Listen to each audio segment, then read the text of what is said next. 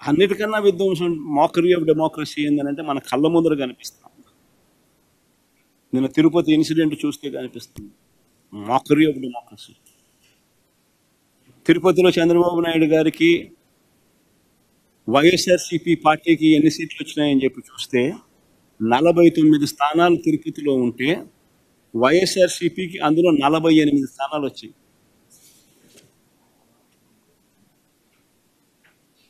ఈ స్లైడ్ కూడా వేయగలిగితే వేయడమ్మా టేబుల్. 48 స్థానాలు ఉంటే తిరుపతి మున్సిపాలిటీలో వైఎస్ఆర్సీపీకి ప్రజలు ఓట్లు వేసినప్పుడు ప్రజలు ఇచ్చిన స్థానాలు ఎన్ని అని అంటే 48 స్థానాలు. టీడీపీకి ప్రజలు ఇచ్చిన స్థానాలు ఎన్ని అని అంటే 1 స్థానం. ఇది ఎన్నికలు అయిపోయిన తర్వాత 3 సంవత్సరాల తర్వాత జరిగిన ఎన్నికలు.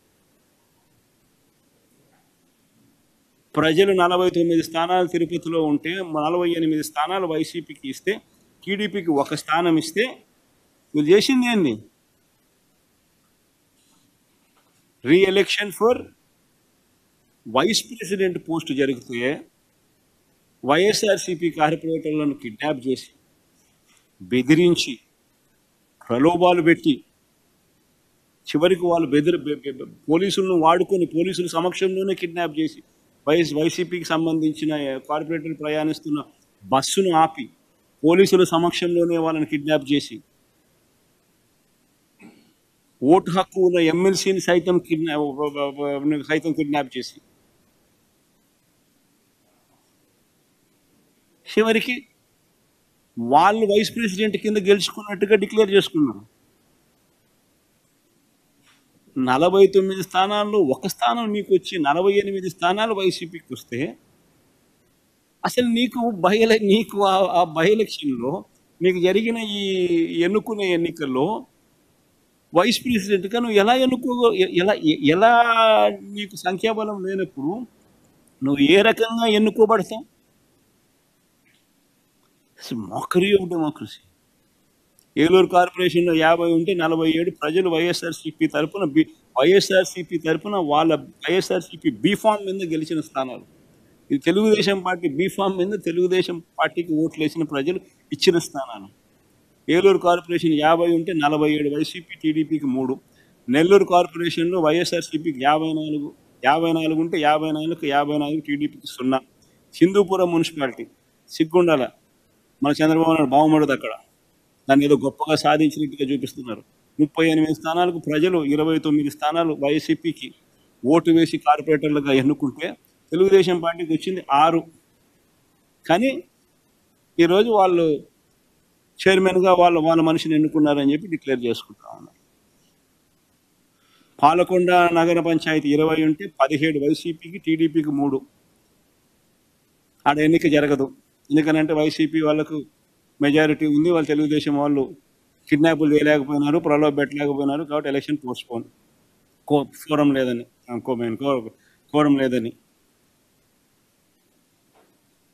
తుని మున్సిపాలిటీ 30కి 30 వైసీపీని, తెలుగుదేశం పార్టీకి 0. ఆడ ఎన్నిక పోస్ట్పోన్.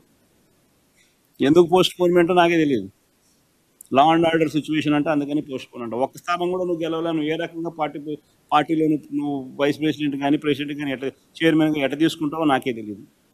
పిడుగురాళ్ళ మున్సిపాలిటీ 33కి 33 వైసీపీ, తెలుగుదేశంకి 0. ఏడ పోస్ట్పోన్ అంట. కోరం లేదని పోస్ట్పోన్. ఎందుకు పోస్ట్పోన్? నూజివీడు 32కి 25 వైసీపీ, 7 మాత్రమే టీడీపీ. దీన్ని కూడా పరిస్థితి ఇదే. బుచ్చిరెడ్డిపాలెం 20కి 18 వైసీపీ, 2 టీడీపీ.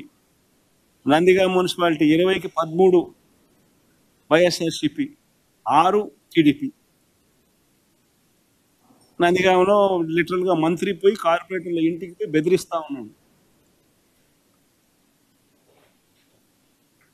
ఓటింగ్కి వస్తే చంపేస్తామని బెదిరిస్తూ ఉన్నాడు. పోలీసుల సమక్షంలో మంత్రి పోయి ఇళ్ళకు పోయి చేస్తూ ఉన్నాడు. ఈ మాదిరిగా ప్రజాస్వామ్యాన్ని అధికారంలో ఉన్న వాళ్ళు ప్రొటెక్ట్ చేయాల్సింది పోయి కూనీ చేస్తూ ఉంటే అసలు ఎందుకు ఎన్నికలు జరపాలి? మీరే డిక్లేర్ చేసేసుకోండి, రాదు మున్సిపల్ చైర్మన్లు మీరే అని చెప్పి డిక్లేర్ చేసేసుకోండి, అయిపోయింది కదా, సులభం కదా. ఇదే మేము అధికారంలో ఉన్నప్పుడు ఒక చిన్న ఘటన చెప్తాం. వైఎస్ఆర్సీపీ అధికారంలో ఉన్నప్పుడు మొత్తం వైఎస్ఆర్సీపీ స్వీప్ చేసింది. 2 చోట్ల మాత్రం టీడీపీ గెలిచింది. తాడిపత్రి అండ్ దర్శి 2 చోట్ల మాత్రం టీడీపీ గెలిచింది. తాడిపత్రిలో 38 స్థానాలకు వైఎస్ఆర్సీపీ 18, టీడీపీకి 20 గెలిస్తే 2 స్థానాలు టీడీపీకి వైసీపీ కన్నా ఎక్కువ ఉన్నాయి. ఎక్కువ ఉంటే 2 స్థానాలు మేము తలుచుకున్నానంటే ఆ రోజు ఆ 2ను ఈ పక్క తిప్పేసి వైసీపీకి నేను సొంతం చేసుకున్నాను మా స్థానాన్ని. కానీ ఆ రోజు జగన్ ఏం చేశాడో ఒకసారి చూద్దామా? ఆ రోజు తెలుగుదేశం పార్టీ ఇన్ఛార్జ్ జగన్ గురించి ఏం మాట్లాడాడో ఒకసారి ప్లే చేద్దాం.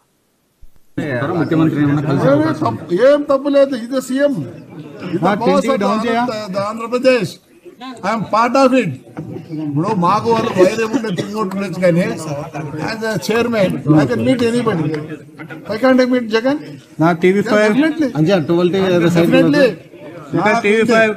నమ్మకం, ఎందుకంటే వాళ్ళ నానే నన్ను పొగిడాడు. ఆయనకు తెలుసు, నేను కూడా తెలుసు. Definitely help me. ఇప్పుడు ఎట్లా హెల్ప్ చేశాడు? ఈ రోజు చైర్మన్షిప్ కి నథింగ్, రావడం కూర్చోవడం పోయింది. నిజంగా అనుకుంటే ఇప్పుడుండే పరిస్థితుల్లో హ్యాట్స్ అప్ టు జగన్. ఈరోజు నిజంగానే ఇప్పుడుండే పరిస్థితుల్లో మేము చైర్మన్ అయినామంటే ఫండ్స్ తెస్తే హ్యాట్స్ ఆఫ్ టు జగన్ అని చెప్పి తెలుగుదేశం పార్టీకి సంబంధించిన ఇన్ఛార్జ్ జగన్ గురించి అన్న మాట. That is called governance. ప్రజాస్వామ్యంలో ప్రజలకు రక్షణగా ఉండాల్సిన బాధ్యత ప్రభుత్వాన్ని. అలాంటి ప్రభుత్వం ఎలా ప్రవర్తిస్తుంది అన్నది వెరీ వెరీ ఇంపార్టెంట్ ఆస్పెక్ట్. అధికార బలం ఉంది కదా అని చెప్పి ఇష్టం వచ్చినట్టుగా ప్రతిదీ కూడా నాకే కావాలి అని చెప్పి దోచేయడం అన్నది, మనది కాని పదవులు కూడా మనకు రావాలి అని చెప్పి ఆశపడడం అన్నది తప్పు. ఈ పెద్ద మనిషి చంద్రబాబు నాయుడుకి జ్ఞానం, బుద్ధి ఈ 2 లేవు కాబట్టి రాష్ట్రం ఈ మాదిరిగా పరిపాలన చేస్తూ ఉన్నాడు కాబట్టి రాష్ట్రం నిజంగానే ఇంత అధ్వానమైన పరిస్థితిలో ఈరోజు. ఇప్పటికైనా కానీ త్వరగా ఎన్నికలు రావాలని ఇది జమిలి గిమిలి అంటా ఉన్నారు. ఎంత తొందరగా వస్తే అంత తొందరగా మంచిది. ఇంత తొందరగా వస్తే ఈ మనిషిని ఎప్పుడెప్పుడు పంపించాలా అని చెప్పి ప్రజలందరూ కూడా ఎదురు చూస్తూ ఉన్నారు. ఇప్పటికే చంద్రబాబు నాయుడు గారిని ప్రశ్నించే స్వరాలు ఇప్పుడు పెరిగినాయి. రాబోయే రోజుల్లో చంద్రబాబు నాయుడు గారిని చొక్కా పట్టుకునే రోజులు కూడా దగ్గరలోకి వస్తాయి. రాబోయే రోజుల్లో ఆ తర్వాత వీళ్ళను తరిమి కొట్టే రోజులు కూడా దగ్గరలోనే ఉంది.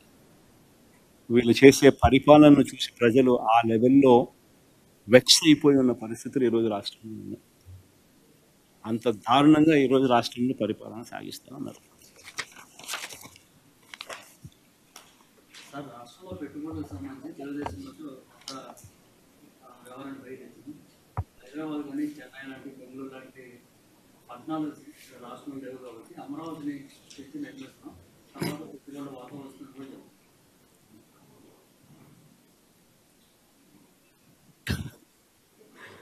పెట్టుబడులు రావాలి అని అంటే రాష్ట్రం గురించి నువ్వు గొప్పగా చెప్పడం మొదలుపెట్టాలి.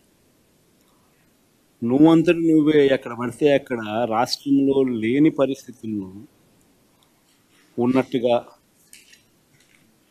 నువ్వే రాష్ట్రం గురించి నెగిటివ్గా చెప్పడం మొదలు పెడితే ఏ రకంగా కాన్ఫిడెన్స్ ఇస్తావు? డావోస్ దగ్గర నుంచి నీతి ఆయోగ్ దాకా ఈయన స్టేట్మెంట్లు ఏ ఇన్నా చూడండి, రాష్ట్రంలో లేని పరిస్థితులు ఉన్నట్టుగా ఈయనంతటి ఈయనే ఇంప్రెషన్ ఇస్తూ ప్లస్ పరిశ్రమలను అట్రాక్ట్ చేసే విధంగా ఈయన ఏ చర్య తీసుకుంటా ఉన్నాడు? జిందాలలో వస్తే వాళ్ళ మీద కేసులు పెడతా ఉన్నాడు, భయపడిస్తూ ఉన్నాడు, వాళ్ళని భయభ్రాంతులను చేసి పంపించినాడు. వాళ్ళు 10 మందికి చెప్పరా? జిందాల్ లాంటి ఈ పరిస్థితి ఉంటే వాడు 10 మందికి వాళ్ళు 10 మందికి చెప్పరా? వాళ్ళు రాష్ట్రంలో ఏ రకమైన పరిపాలన చేసినారు, చంద్రబాబు నాయుడు అనే వ్యక్తి ఎలాంటి వాడు అని. మళ్ళీ అలాంటి భయానక వాతావరణం రాష్ట్రంలో ఉన్నప్పుడు ఏ పరిశ్రమలైనా ఎందుకు వస్తాయి? సార్ ఈ రాష్ట్రంలో ఆర్టికల్స్ గురించి అయితే డీటెయిల్స్ చెప్పారు. బడ్జెట్ సమావేశాల్లో డైరెక్ట్గా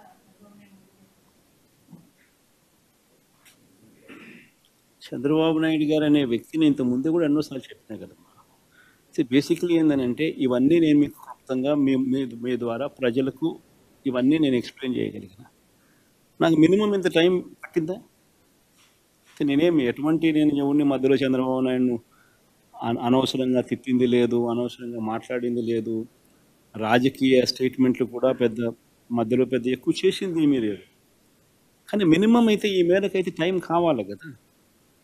ఈ మేరకు మినిమం టైం నాకు ఇవ్వగలిగితే, ఈ మేరకు ప్రజెంటేషన్ మనం చేయగలిగితే, ఈ మేరకు ప్రజలకు అర్థమయ్యేట్టుగా మనం చెప్పగలుగుతాం. ఇది ఎప్పుడు జరుగుతుంది? ప్రతిపక్ష నాయకుడి కింద ప్రతిపక్షం అన్నది ఎన్ని సీట్లన్నా ఉండదు, పక్కన పెట్టమ్మా. ఉండేటి రెండు పార్టీలు, ఒకటి అధికార పార్టీ, రెండోది ప్రతిపక్ష పార్టీ. సో ప్రతిపక్ష పార్టీకి యాక్సెప్ట్ చేయడంలా. ఎందుకంటే యాక్సెప్ట్ చేస్తే ప్రతిపక్ష పార్టీకి ఒక నాయకుడు అనేవాడు ఉంటాడు కాబట్టి ఆయన ప్రతిపక్ష నాయకుడిగా యాక్సెప్ట్ చేయాల్సి వస్తుంది. యాక్సెప్ట్ ఒకవేళ చేస్తే నువ్వు చంద్రబాబు నాయుడు గారికి ఎంత మైక్ టైం ఇస్తావో అపోజిషన్ పార్టీ లీడర్కి కూడా అంతే మైక్ టైం ఇవ్వాల్సి వస్తుంది. అది ఇవ్వడం నీకు ఇష్టంలా కాబట్టి నువ్వు యాక్సెప్ట్ చేయడంలా. నువ్వు 175 మందిలో ఒక ఎమ్మెల్యేకి ఎంత సమయం ఇవ్వాలనో అంతే సమయం నీకు ఇస్తాను అని అంటే ఇవన్నీ ఎప్పుడు ప్రజలకు చెప్పగలుగుతాం? ఎలా చెప్పగలుగుతాం? చెప్పాలి అని అంటే ప్రజలకు మనం కమ్యూనికేట్ చేయగలగాలి అని అంటే చేసే పరిస్థితి వాళ్ళు క్రియేట్ చేయగలగాలి. అలా చేయడం వాళ్ళకి ఇష్టం లేదు కాబట్టి మీడియా ద్వారా మీ ద్వారా ప్రజలకు ఈ మెసేజ్లు కమ్యూనికేట్ చేస్తాము. Sir, JDU and TDP are key alliance partner of NDA. So what's your say that is there been any just ముఖ్యమంత్రి గారు పదే ఒక విషయం చెప్తున్నారు, జగన్ మళ్ళీ రావడానికి నమ్మకం లేదు కాబట్టి, ఎందుకంటే 40% ఓట్ షేర్ ఉంది కాబట్టి ఆ భయంతోనే పెట్టుబడి పెట్టేవాళ్ళు ఎవరు ముందుకు రావట్లేదు అని చెప్పి కూడా పదే ముఖ్యమంత్రి గారు చెప్తున్నారు. తెలుగుదేశం పార్టీ రాదని చెప్పి ప్రతి ఒక్కడు అంటున్నాడు స్వామి. ఒకసారి పోయి చూసుకోమని చెప్పి ఆయన పరిస్థితి ఏందో ఒకసారి. తెలుగుదేశం పార్టీ డిపాజిట్లు రావు నెక్స్ట్ ఎలక్షన్లలో. ఆయన పరిస్థితి, ఆయన పాలన ఇలా ఉంది. నేను చెప్పిన దానిలో ఏది అవాస్తవాలు కాదు. సూపర్ 6 నీకు వస్తా అందా? కనీసం నీ ఇంట్లో అన్నా కనీసం నీ ఒక్కరికన్నా ఇస్తున్నాడా? సూపర్ 6లు లేవు, సూపర్ 7లు లేవు, చేసేదంతా అబద్ధాలు, చేసేదంతా మోసాలు ఉన్నప్పుడు ఎవడైనా ఎందుకు వేస్తాడు స్వామి ఓటు? సార్ నిన్న మీరు జగన్ 2.0 చూడబోతున్నాను అంటే 2.0 ఎలా ఉంది? 2.0 అయినా కానీ ఒకటి గుర్తుపెట్టుకోవాల్సింది, ఏదైనా కానీ పాలనలో విశ్వసనీయత ఉండాలి. ఒక మాట చెప్తే ఒక రాజకీయ నాయకుడు అది చేస్తాడు అన్న నమ్మకం ఉండాలి. That is called governance, that is called విలువలు, విశ్వసనీయత. ఈ రెండు ఉన్నప్పుడు పాలన అనేది ఆటోమేటిక్లీ బాగా ఉంటుంది. ఎస్, లాస్ట్ టైం నిన్న నా ప్రెఫరెన్స్లో I was mentioning more about కార్యకర్తలకు సంబంధించిన విషయం. ఎందుకంటే లాస్ట్ టైం మనం అధికారంలోకి వచ్చిన వెంటనే జూన్లో అధికారంలోకి వచ్చాం, మార్చిలోనే కోవిడ్ వచ్చేసింది. సో ఆ తర్వాత 2.5 సంవత్సరము తీవ్ర రాష్ట్రంలో అసలు ఫోకస్ మొత్తము కోవిడ్ మేనేజ్మెంటు, రాష్ట్రానికి సంబంధించిన వనరులు మేనేజ్మెంటు, ప్రజల సంక్షేమము, సేఫ్టీ, వీటి గురించే టైం కేటాయింపులు చేయాల్సి వచ్చింది. సో ఈ నేపథ్యంలో కార్యకర్తలకు ఒక నాయకుడిగా, ఒక పార్టీ నాయకుడిగా, ఒక లీడర్గా, కార్యకర్తలకు ఒక తండ్రిగా చేయగలిగింది బహుశా నా దృష్టిలో నేను తక్కువ చేసినానని నాకు అనిపించింది. ఎందుకు అనిపించింది అని అంటే ఈరోజు వైఎస్ఆర్సీపీ కార్యకర్తలు ఈరోజు పడతా ఉన్న బాధలు చూసి, ఈరోజు చంద్రబాబు నాయుడు అనే వ్యక్తి వాళ్ళకు పెడతా ఉన్న కష్టాలను చూసి, నిజంగా వాళ్ళను చేస్తూ ఉన్న హెరాస్మెంట్ని చూసి, సో ఇవన్నీ చూసినాక వాళ్ళకు మంచి చేయాలి. వాళ్ళ మీద ఎవరైతే సులుం ప్రదర్శించినారో వాళ్ళందరికీ బుద్ధి రావాలి.